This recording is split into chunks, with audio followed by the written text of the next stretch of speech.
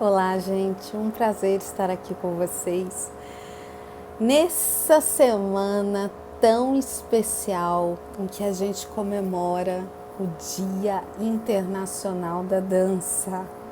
Falar de dança é tudo de bom, né? Então, eu que vou dar início aí à Semana Internacional da Dança do Grupo Saraízes. Eu estou muito feliz porque a gente reuniu grandes nomes da dança, pessoas maravilhosas, grandes palestrantes, e eu quero agradecer cada uma dessas pessoas que acreditaram no nosso projeto e cada um de vocês que estão aqui no grupo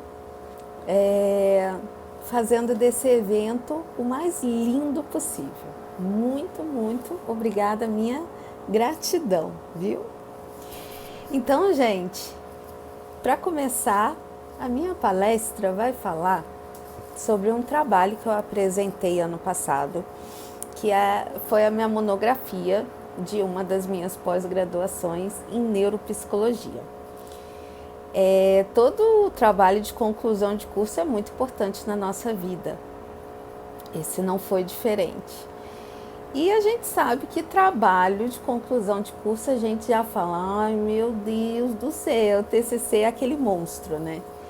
E vou ser bem sincera, eu já estava assim, desanimada. Aí o que eu pensei? Eu vou ter que misturar dança, que foi uma das coisas mais gostosas que eu fiz na pandemia, com a neuropsicologia. Por mais que eu ame a neuropsicologia, eu tive que colocar alguma coisa para me incentivar a terminar meu TCC. E aí eu fui pesquisando vários temas dentro da dança. O neurônio espelho é um dos mais fascinantes temas da neurociência.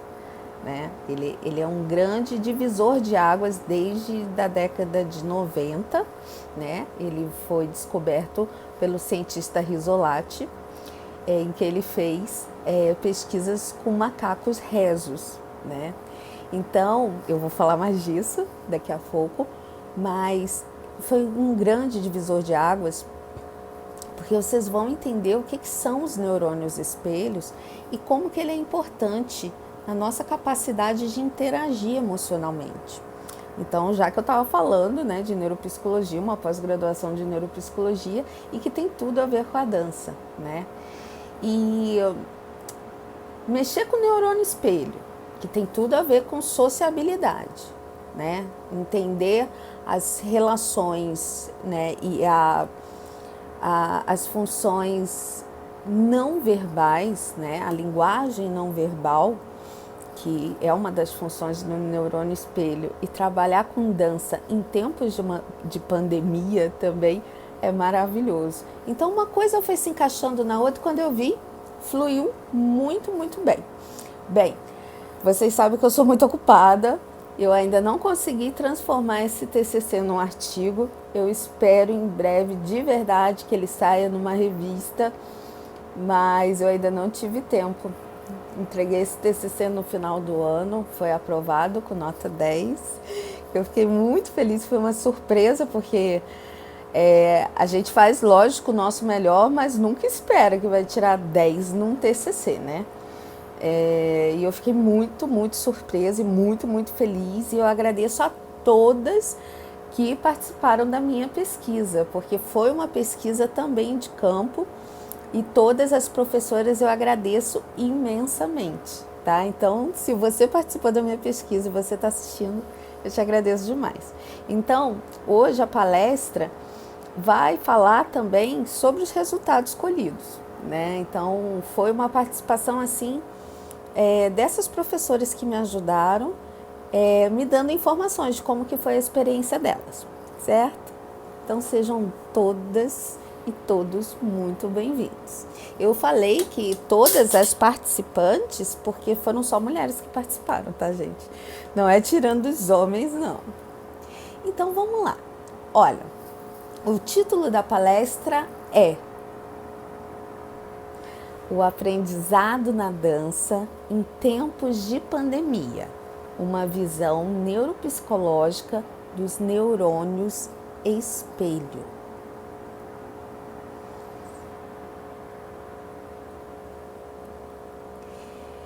E o resumão aqui é a minha intenção de trazer, a minha motivação grande de trazer, além da minha motivação pessoal que eu falei agora para vocês, é que eu sempre tive essa ideia, né, de dar aula online, porque eu sempre vi grandes mestres morando longe de mim e eu sempre quis ter aula com eles e eu sempre me questionava por que não ter o universo online, né, aula online. E sempre, normalmente, não necessariamente esses professores falavam isso, mas eu sempre escutava de muitos professores falando, não, aula online não dá certo, né? Então, eu sentia que havia, assim, uma certa rejeição com relação a isso, né? Então, alguns professores de dança viam, antes da pandemia, algo meio complexo, né? Então, vamos entender isso no trabalho. Por algum tempo, observava no meio da dança uma restrição às aulas online. Os professores mostravam receio quanto a essa modalidade de aula. Com a chegada do coronavírus em 2019 e o afastamento social, os professores de distintas áreas da educação tiveram que criar estratégias para lidar com esse momento. As aulas online se tornaram cada vez mais constantes e disseminadas, e na dança ocorreu o mesmo fenômeno. O intento desse trabalho é escutar como foi e como está sendo a experiência de professores de dança no ensino à distância em tempos de pandemia. Então, a gente ainda estava na pandemia. A gente acabou de sair, mas a gente ainda estava. Por algum tempo, observava no meio da dança uma restrição às aulas online, com afastamento social. Os professores de distintas áreas da educação tiveram que criar estratégias para lidar com esse momento. As aulas online se tornaram cada vez mais constantes.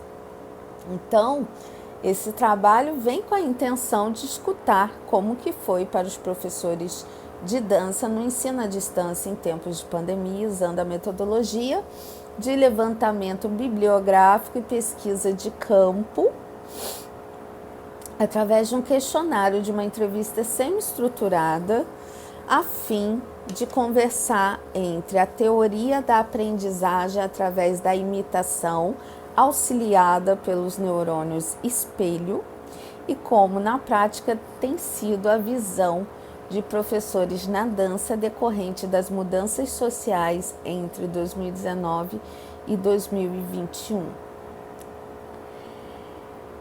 Desde a década de 90 foi um grande marco para a neurociência a descoberta dos neurônios espelho, pela pesquisa do cientista Rizzolatti com macacos rhesus, que detectou que eles conseguiam aprender movimentos corporais externos para si. De igual semelhança, foi aprofundando esse conhecimento e sendo pesquisado o funcionamento dos neurônios espelho em seres humanos. Nesse contexto, foi comprovada a aprendizagem através da imitação, que é um processo que decorre através também do funcionamento dos neurônios espelho. Através de pesquisa de neurocientistas da dança, como Calvo, percebeu que a aprendizagem por observação ativava as localizações responsáveis ao ZNE. A observação de ação pode recrutar tais áreas de espelho na medida em que a ação é observada, é representada no repertório motor pessoal do sujeito, ou seja, se ele adquiriu as capacidades motoras para executar tais ações. Nessas partes estão também outras funções, como as motoras e de linguagem. Os neurônios espelho, gente, eles são um conjunto, tá, de neurônios que se localizam em diversas áreas cerebrais, em especial as áreas da linguagem, tá, e as áreas corticais. E por neurônios espelhos, o conjunto de neurônios que se localiza em diversas áreas cerebrais, em especial nas áreas corticais, em que é responsável por entender a semelhança externa, ou seja, o ato observado externamente é conhecido e compreendido internamente.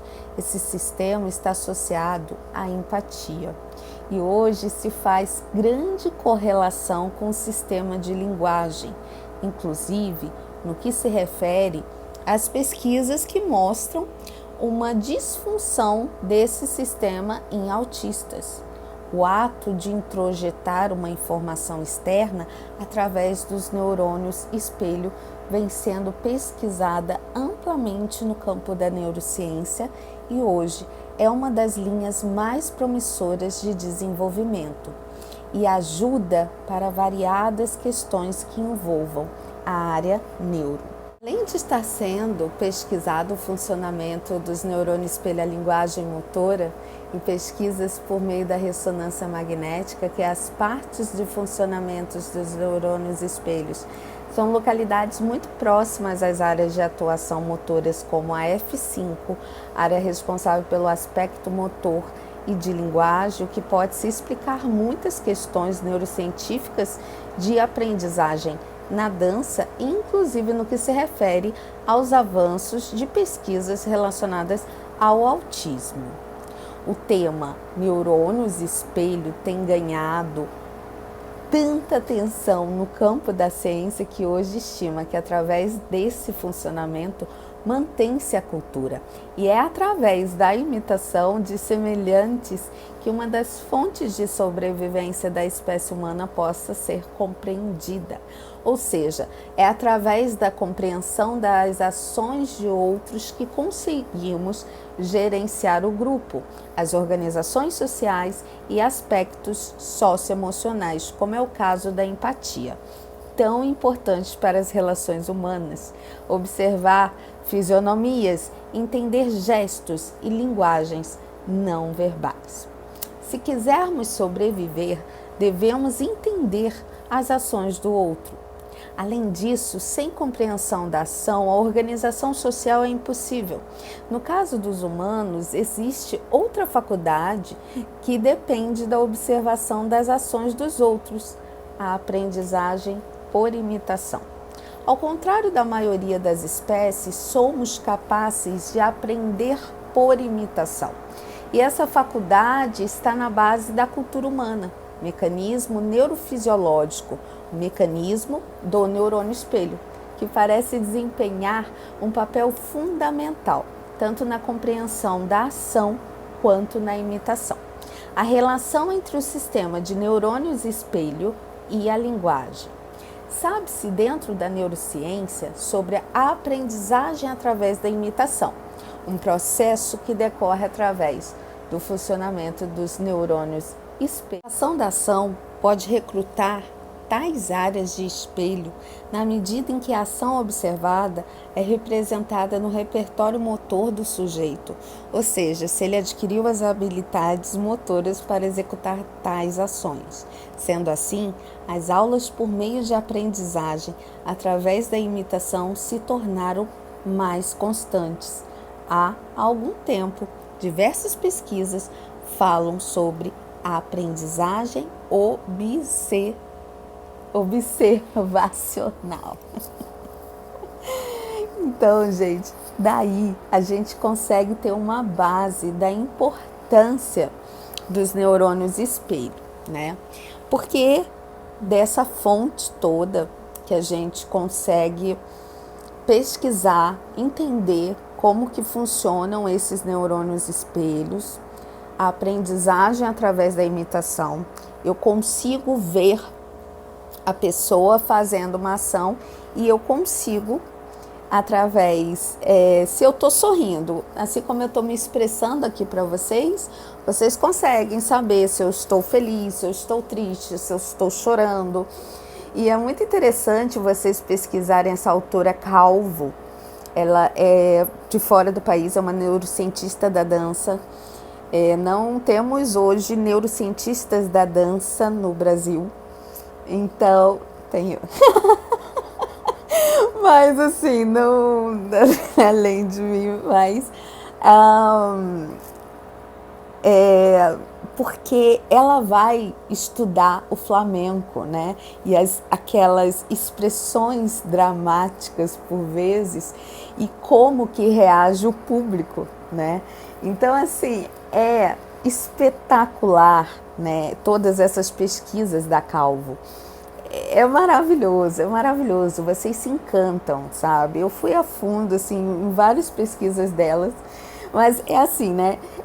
Quando a gente faz um TCC, a gente não pode jogar todas as pesquisas, infelizmente, mas, pesquisem, é encantador.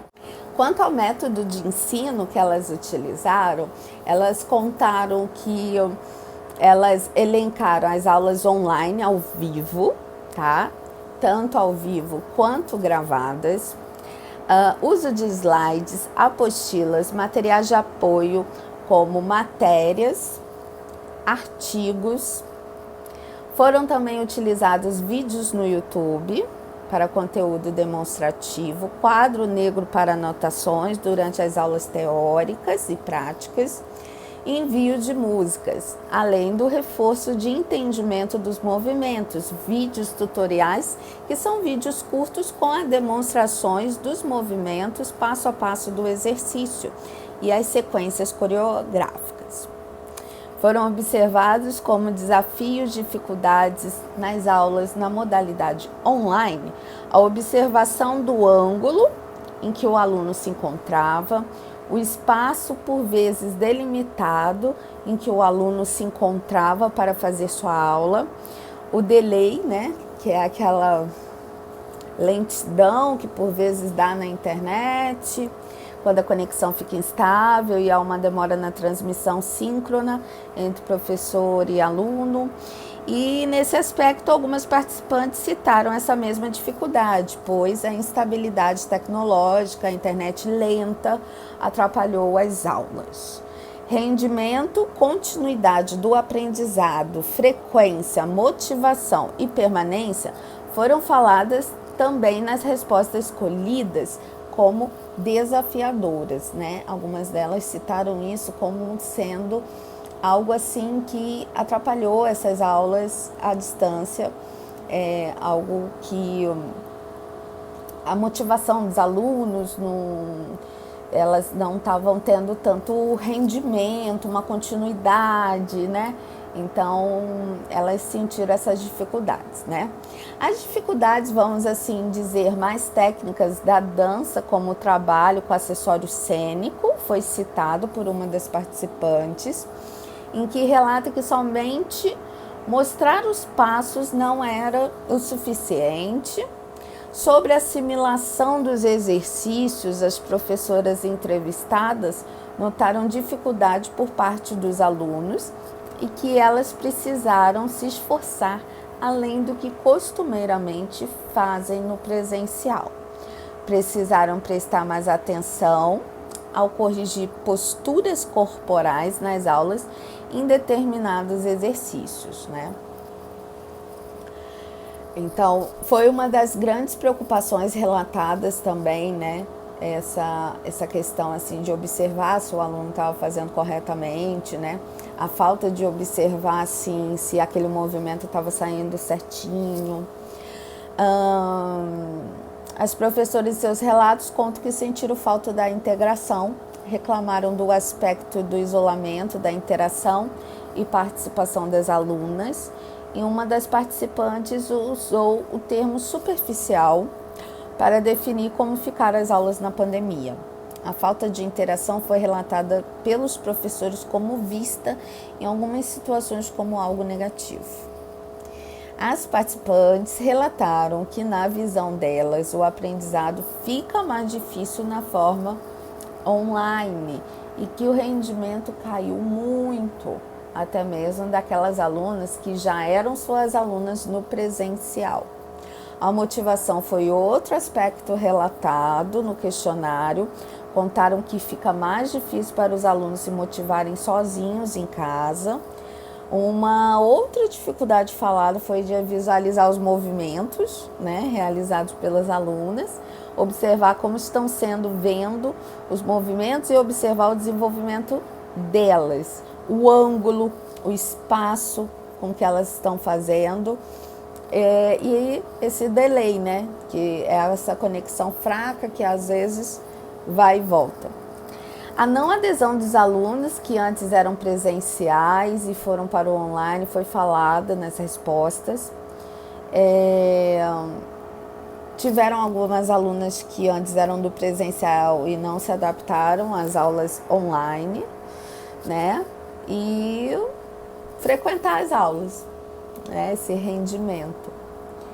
Uma preocupação que foi interessante, que foi relatada aqui na pesquisa, né, foi a má condução dos movimentos imitados pelos alunos e deles entenderem errado, reproduzirem através da imitação de maneira incorreta, e a preocupação dessa professora de causar alguma lesão por falta da supervisão presencial do professor.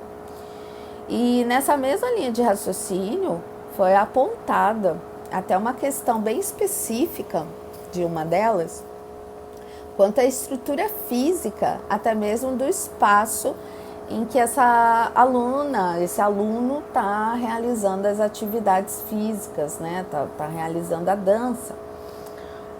Como, por exemplo, mais especificamente na área do flamenco, né? Então, os sapatos específicos, né? Os saltos de madeira com taxas, que para causar som, né?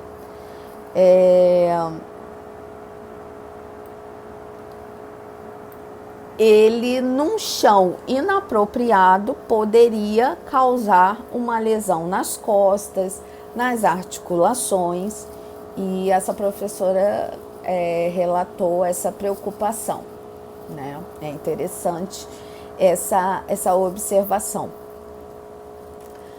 A imagem espelhada do corpo do professor ao realizar os movimentos foi descrita como um ponto a se ter maior atenção e que se deve comunicar ao aluno que faz as aulas, né? Então, aquela velha história, né, do direito ser o esquerdo e direito, né? Então, isso também foi falado. Foi percebido pelas professoras que em alguns momentos faltava fluidez durante as aulas, né? No online, o desafio maior ao planejamento das aulas, na metodologia de ensino, né? Que parecia assim mais devagar, parecia que não fluía, né? Alguma das participantes citou como esse ensino não ser tão fluido, né? Então, tendo que assim ser mais trabalhoso as aulas, né? O professor ter que ser mais atento a toda a estrutura de aula que ele teria que preparar, tanto para deixar a aula mais rica, mais gostosa, mais atenta, quanto também para aquela aula não ficar robótica, né? Não ficar maçante, porque ela não era fluida como uma aula presencial. Apesar dos desafios, as participantes, elas viram como válido, né, continuar o trabalho online. Muitas delas, né, pretendem continuar com formato híbrido, né, ou seja, meio a meio, mantendo as turmas presenciais e as turmas virtuais, e mesmo assim vendo que tem pontos a se melhorar, em especial no que se refere à metodologia de ensino em dança à distância. As professoras veem que elas devem ser mais específicas, dinâmicas, atenciosas, a fim de ser claro o conteúdo passado. Das 10 entrevistadas, apenas uma não pretende prosseguir com as aulas nessa modalidade após a pandemia e conta que não se adaptou. As participantes variam de opinião quanto ao interesse do público entre o presencial e o online e ao futuro dessa modalidade. Algumas contam que suas alunas não aderiram ao formato, enquanto que outras viram essa possibilidade como grande crescimento profissional e cultural pela maior abrangência territorial.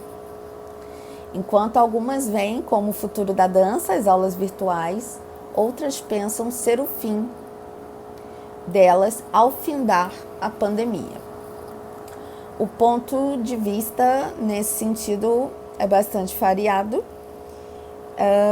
As aulas online permitem uma maior abrangência, além de desenvolver maior autonomia nos alunos com relação aos estudos. A abrangência territorial, maior número de alunos e a troca cultural foram pontos assertivos, segundo as entrevistadas. Com relação às respostas sobre a pergunta da aprendizagem através da imitação e da reprodução sinestésica dos movimentos e sua eficácia, as professoras acreditam que sim, é um bom método esse de espelhar seus movimentos aos alunos, que assim eles aprendem positivamente, criando seus próprios recursos. Porém, com o recurso da internet e suas interrupções, acaba por atrapalhar por vezes e que há desafios, mas que no geral elas aprendem. Contam também que apesar de ser um método satisfatório, a aprendizagem através da imitação, ele não é o único imperativo, pois há outros recursos de ensino para que o aluno crie sua própria autonomia na criação de novos passos e coreografias, criando assim um novo repertório próprio, pessoal, autônomo e criativo.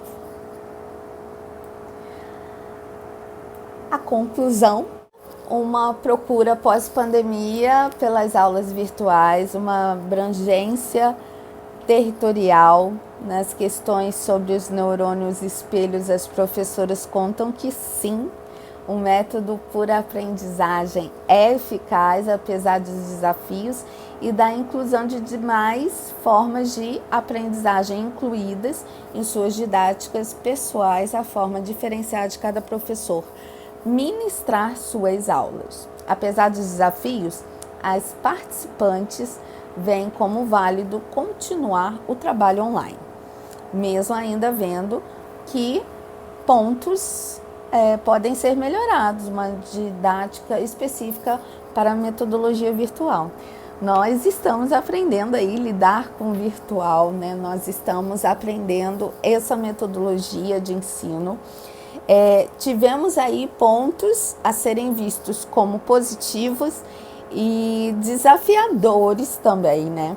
Como a internet lenta, os delays que de vez em quando travavam, e a preocupação, sim, da estrutura, muitas das vezes, né, que eu achei interessantíssima essa pontuação de uma das entrevistadas, né, que colocou, no caso do flamenco, de não ter um piso adequado, né, que a aluna precisa estar ali com um sapato diferenciado, e não ter um piso pode causar um prejuízo à coluna, criar uma lesão. Então, muitas coisas assim interessantíssimas foram faladas. Foi muito rico esse trabalho, eu gostei muito de ver as respostas empenhadas das professoras. E apesar de ser uma situação nova, quantas professoras atenciosas nós temos, quantas professoras com carinho e amor à dança, que fazem o que amam, né? E assim, com vontade realmente de dar aquele suporte para o aluno também não ficar sem a sua aula. porque não só pela questão do próprio professor dele continuar com a profissão dele, mas dele entender também que aquele aluno também precisa de ter sua aula, né? Então, foi sentido muito isso nas respostas das professoras, né? Que esse amor à dança, que o esforço, a criatividade que teve que surgir aí, e que elas estão dispostas, né, a pensar em novas possibilidades do ensino à distância. Então, foi essa a conclusão que nós tiramos dessa pesquisa. Agradeço a todas vocês que participaram dessa pesquisa, que foi muito gostoso de fazer, foi muito leve, foi quase, eu vendo aqui as respostas, foi uma conversa, né? Basicamente, vendo as respostas assim, foi, nossa, foi uma beleza. Então, gratidão. Fiquem aí com a semana da Sara Isis, né? Que tem muita coisa boa, certo? E até a próxima. Beijos.